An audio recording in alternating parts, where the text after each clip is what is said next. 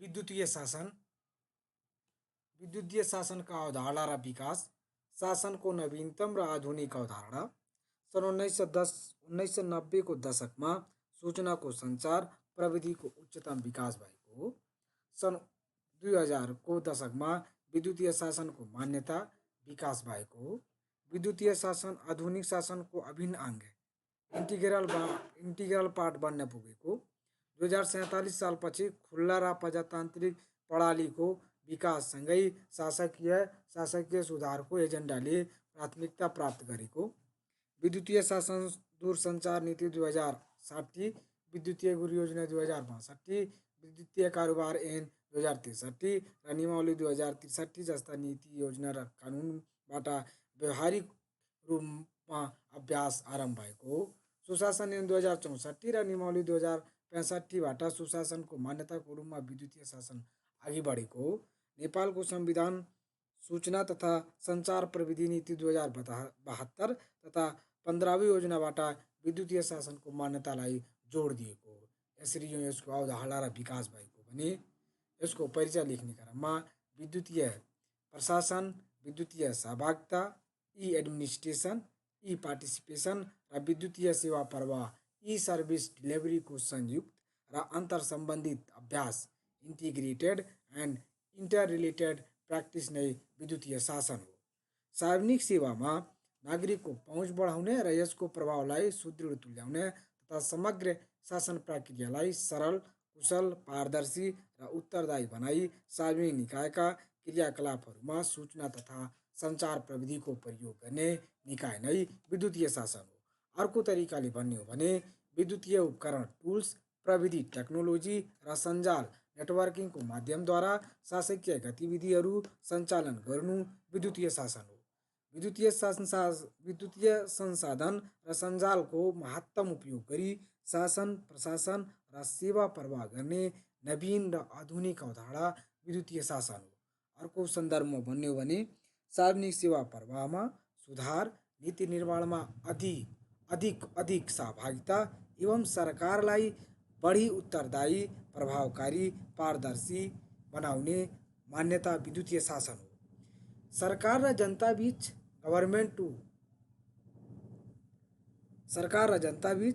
सरकार र उद्यमी बीच गभर्मेंट टू बिजनेसमैन तथा सरकार बीच गभर्मेंट टू गभर्मेंट विद्युतीय सञ्जालीकरणमा आबद्ध हुँदै समन्वय, सहकार, व्यवस्थापन, नेतृत्व, निर्णय, निर्देशन र नियमन गर्ने क्रियाकलापहरूको सम्पूर्णता नै विद्युतीय शासन हो। विद्युतीय शासनका आयामहरू भन्ने हो भने विद्युतीय शासनका आयामहरू यसरी लेख्ने। पूर्वाधार, इन्फ्रास्ट्रक्चर, इन्टरनेट सेवा, विद्युत सेवा, दूरसञ्चार सेवा, सूचना व्यवस्थापन प्रणाली जस्ता सूचना तथा संचार प्रविधि पूर्वाधारहरू। अर्को आयाम भन्ने हो भने नीति, पोलिसी, सूचना तथा संचार प्रविधिको प्रयोगलाई नियमन र व्यवस्थित गर्ने कानुन तथा नियमहरू, नैतिक प्रविधि सम्बन्धी नीतिहरू, विद्युतीय शासन योजना तथा रणनीति, साइबर सुरक्षा नीति आदि नीतिहरू भने नीतिको आयाम यसरी भन्ने भने सशासन, गभर्मेन्ट, सशासन,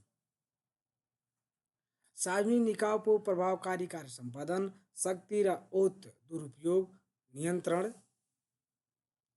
विधिको शासन, व्यक्तिगत स्वतन्त्रता, मूल्य प्रभावकारिता, सहभागिता, पारदर्शिता, उत्तराधिक आदि हुन्छन्। फैलावट, आउटरिच भन्ने हो भने सरकार विद्युतीय शासन, सूचना तथा संचार प्रविधि को माध्यमबाट नागरिक, व्यवसाय तथा आफ्नै आन्तरिक निकायहरू बीचमा कतिसम्म पुगेको छ या यसको फैलावट कति छ भन्ने हेर्ने जो यसको आयाम हो भने यसको आयाम भनेको पूर्वाधार भयो, नीति भयो, शासन र फैलावट भयो भने विद्युतीय सेवाका प्रकार भन्ने हो भने विद्युतीय सेवाका प्रकार विद्युतीय सेवाका प्रकार। सरकारले नागरिकलाई दिने सेवा। सरकारले नागरिकलाई दिने सेवा। सुरक्षा, स्वास्थ्य, खाद्यान्न, खानेपानी, बिजुली, शिक्षा, यातायात, सूचना तथा सञ्चार, रोजगारी आदि सेवाहरू गभर्मेन्ट टु नागरिकलाई दिने, गभर्मेन्टले नागरिकलाई दिने। अर्को भनेको सरकारले उद्योग व्यवसायको उन्नतिको लागि दिने सेवा। G to B government to business man. यस अन्तर्गत उद्योग, व्यापार, व्यवसाय र सामाजिक क्षेत्रलाई उन्नत, समृद्ध तथा उपलब्धिमूलक तुल्याउने आवश्यक सेवा, सूचना र सुविधा सरकारद्वारा प्रदान गरिन्छ। बिजनेसम्यानलाई उनीहरूको उपलब्धिमूलक तुल्याउने आवश्यक सेवा, सूचना र सुविधा सरकारद्वारा नै प्रदान गरिन्छ। अर्को भनेको सरकारले आफ्नै कार्यालयलाई दिने सेवा। Government to government. यस अन्तर्गत सेवाहरूलाई दुई प्रकारमा विभाजन गरिएको छ। कार्यालयबाट कार्यालयलाई एक कार्यालयबाट अर्को कार्यालयलाई दिने गभर्मेन्ट टु गभर्मेन्ट अफिस। अर्को भनेको कार्यालयबाट कर्मचारीलाई गभर्मेन्ट टु इम्प्लोइलाई दिने सेवा। यो भनेको विद्युतीय सेवाका प्रकार हुन् भने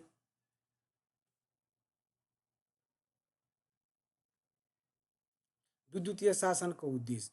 विद्युतीय शासनको के उद्देश्य रहेको छ? विद्युतीय शासनको उद्देश्य हेर्नु भने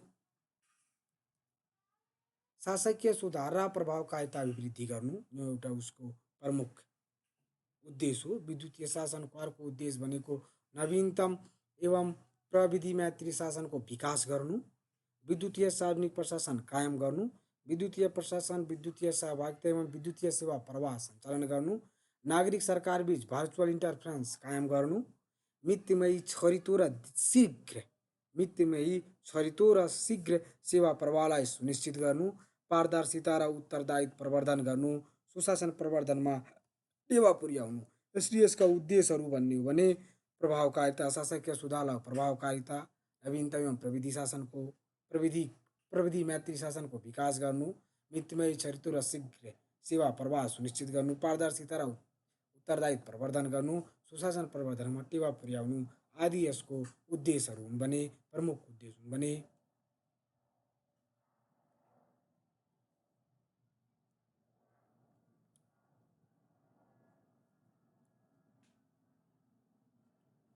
विद्युतीय शासनका चरण। यूएनएस र एएसपीए, यूएन र the American Society for Public Administration 2002 मा यसको केही चरणहरू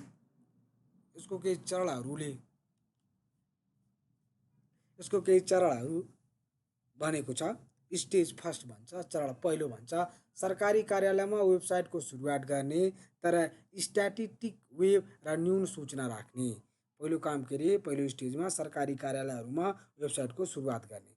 दोस्रो चरण भनेको सेकेन्ड स्टेज भनेको वेबसाइटको विस्तार हुने, नियमित रूपमा सूचना अद्यावधिक गरी सूचनालाई गतिशीलता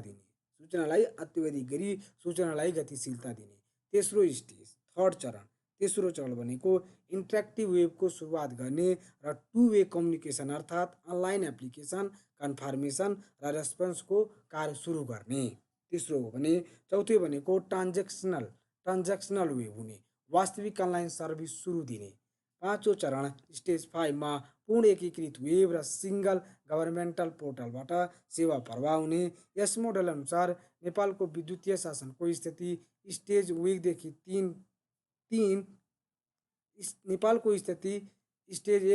3 को वरपर रहेको देखिन्छ। विद्युतीय शासनका क्षेत्रहरू भन्यो भने स्कोप अफ ई गभर्नेन्स। यसको क्षेत्र भनेको शिक्षा तथा अनुसन्धान, अनलाइन लर्निङ, ई library, open university, distance learning, दूर शिक्षा सिकाइ, ई स्कुलहरू भयो भने स्वास्थ्यमा यसको टेलिमेडिसिन्सको कुरा हुन सक्छ, यसको स्कोप छ। जलवायु परिवर्तनको प्रभाव न्यूनीकरणमा ई एडप्टेसन एप्लिकेसन विकास गर्न सकिन्छ। वातावरण तथा प्राकृतिक स्रोत व्यवस्थापनमा geometric information system weather forecasting गर्न सकिन्छ। मानव संसाधन विकासमा डिजिटल लिटरेसी यसको यो पनि एउटा स्कोप हो। सार्वजनिक सेवा प्रवाह, ई रजिस्ट्रेसन, ई लाइसेन्सिङको कुराहरू भयो भने साइबर सुरक्षामा कम्प्युटर इमर्जेन्सी रेस्पोन्स सिस्टम, पर्यटन सेवामा e visa, earning earning warning, कृषिमा agriculture information system, agro technology, market price and मेकानिजमको हिसाबले यसको स्कोपहरू हो भने विद्युतीय व्यापारमा ई कमर्सको क्षेत्रमा online payment, virtual market place आदि यसको स्कोप हो। विद्युतीय शासनका स्कोपहरू हुन्। विद्युतीय शासनको आवश्यकता तथा महत्त्व। विद्युतीय शासनको आवश्यकता के छ, महत्त्व के छ, यस्तो क्वेसन आएमा हामीले के लेख्ने भन्दाखेरि प्रविधि मैत्री शीघ्र सेवा प्रवाह, टेक्नोलोजी बेस प्रम्प्ट सर्भिस डिलिभरीलाई बढावा दिने। अर्को उद्देश्य, अर्को आवश्यकता के छ भने सेवा प्रवाह एवं राज्य व्यवस्थामा नागरिक सहभागिता अभिवृद्धि गर्नको लागि, नीति निर्णय निर्माणमा नयाँ शैलीको अवलम्बन र विकास गर्ने, ई गभर्निङ एक्टिभिटिजद्वारा सरकार तथा नागरिक बीचको सम्बन्ध प्रगाढ बनाउने, प्रोएक्टिभ र एन्ड रेस्पोन्सिभ गभर्निङ सिस्टमलाई आत्मसात गर्ने, शासनमा ट्रान्सपेरेन्सी पारदर्शिता हासिल गर्नको लागि यसको आवश्यकता छ भने पेपरलेस ब्युरोक्रेसीको मान्यता कायम गर्नेको लागि, सेवा प्रवाहमा मितव्ययी इकोनोमी बेस्ड सर्भिस डिलिभरी कायम गर्ने, सेवामा प्रभावकारिता र गुणस्थिरता इफेक्टिभनेस र क्वालिटी अभिवृद्धि गर्ने, सरकारको नागरिकप्रतिको उत्तरदायित्व बढाउने, एकाउन्टेबिलिटी प्रमोसन गर्नको लागि, सरकारप्रति नागरिकको उत्तरदायी बढाउनको लागि पनि यसको महत्त्व र आवश्यकता छ। ज्ञानमा आधारित समाज, नलेज बेस्ड सोसाइटीको स्थापना र विकास गर्ने। अब विद्युतीय सेवाबाट भनेको ज्ञानहरू सजिलै आर्जन गर्ने, सजिलै एक सेयर गर्न सकिन्छ।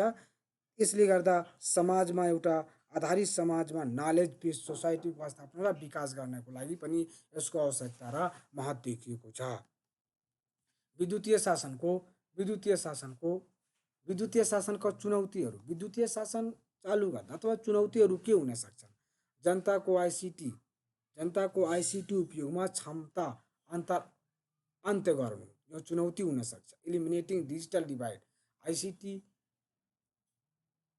इन्फर्मेसन कम्प्युटिङ टेक्नोलोजी, सूचनाको सुरक्षा कायम गर्नु यो पनि एउटा चुनौती हुन सक्छ। मेन्टेनिङ इन्फर्मेसन सेक्युरिटी, सूचनालाई सुरक्षित गर्नु पनि एउटा चुनौती हुन सक्छ। आजभोलि जता पनि ह्याकको कुरा भइराखेको छ, त्यहाँ पनि सूचनाको सुरक्षा कायम गर्नु पनि चुनौती एउटा हुन्छ।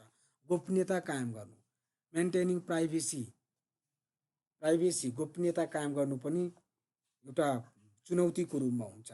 नयाँ प्रविधि विकास तथा प्राप्त गर्ने, डेभलपिङ न्यू टेक्नोलोजी, त्यो पनि हामीले डेभलप गर्नको लागि त्यो पनि चुनौती हुन्छ। अन्तर्निकाय सञ्चालन क्षमता विकास गर्नु, इन्हान्सिङ इन्टर अपरेबिलिटी, अन्तर्निकाय एक निकायबाट अर्को निकायमा सञ्चालन गर्ने जुन क्षमता हुन्छ त्यो विकास गर्नु पनि एउटा चुनौती हुन सक्छ। अन्तर्निकाय समन्वय कायम, मेन्टेनिङ इन्टर एजेन्सी कोअपरेसन, अन्तर्निकाय समन्वय कायम गर्ने पनि हामीले एउटा चुनौती हुन सक्छ।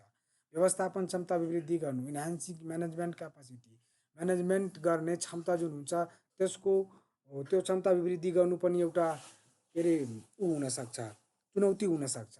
राजनीतिक जीवनमा सूचना तथा सञ्चार प्रविधिलाई एकीकरण गर्नु यो पनि एउटा चुनौती हुन सक्छ। कर्मचारी तन्त्रीय व्यवस्थापन अन्त्य गर्नु यो पनि एउटा चुनौतीको रूपमा हुन सक्छ, चुनौती नै हो। अर्को समस्या समाधानका उपायहरू।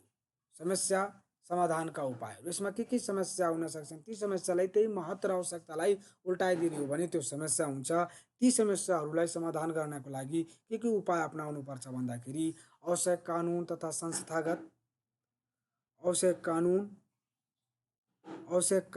संस्थागत प्रबन्धन गर्ने, आवश्यक कानुनी जुन छन् कानुन त्यो निर्माण गर्ने, प्रबन्धन गर्ने, राजनीतिक प्रतिबद्धता र प्रशासनिक तत्परता विकास गर्ने, राजनीतिक प्रतिबद्धता जुन छ त्यसलाई कायम गर्ने, त्यसलाई विकास गर्ने, विद्युतीय शासनका आवश्यक पूर्वाधार विकास गर्ने, यसका पूर्वाधारहरू जुन छन् त्यसलाई विकास गर्ने, सरकारी निकायहरूको कार्यान्वयन क्षमता विकास गर्ने, अन्तर्निकाय समन्वयलाई प्रभावकारी बनाउने, जुन अन्तर्निकाय समन्वय छ त्यसलाई प्रभावकारी बनाउने, आवश्यक मानव संसाधनको विकास गर्ने, प्रविधि हस्तान्तरण नयाँ प्रविधिको विकासमा जोड दिने। प्रविधि हस्तान्तरण भनेको एक ठाउँबाट अर्को ठाउँमा ट्रान्सफर, नयाँ जुन प्रविधि चाहिन्छ त्यसलाई त्यसको विकासमा जोड दिने, प्रभावकारी अनुगमन तथा मूल्याङ्कन प्रणालीको व्यवस्था गर्ने, निजी क्षेत्र सङ्घको सहकार र साझेदारी वृद्धि गर्ने, प्रभावकारी अनुगमन तथा मूल्याङ्कन प्रणालीको व्यवस्था गर्ने, यी सबै यसको समस्या समाधानका उपायहरू हुन्।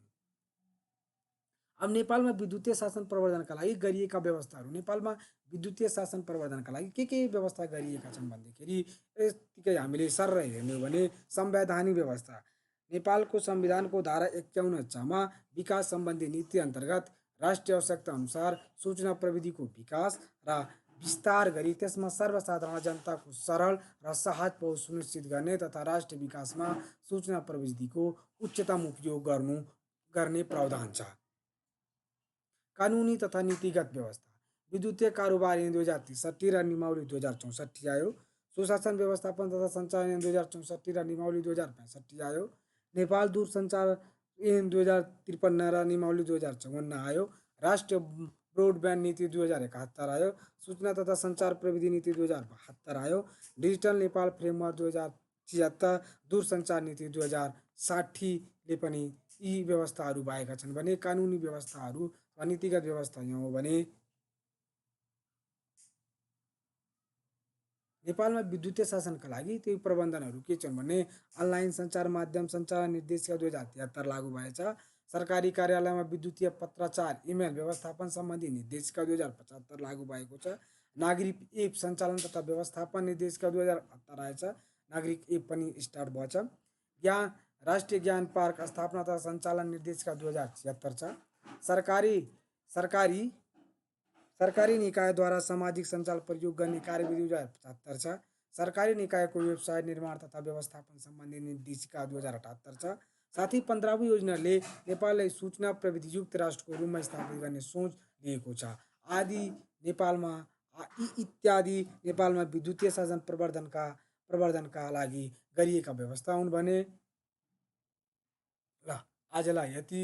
अर्को दिन अर्को विषय लिएर उपस्थित हुनेछौँ।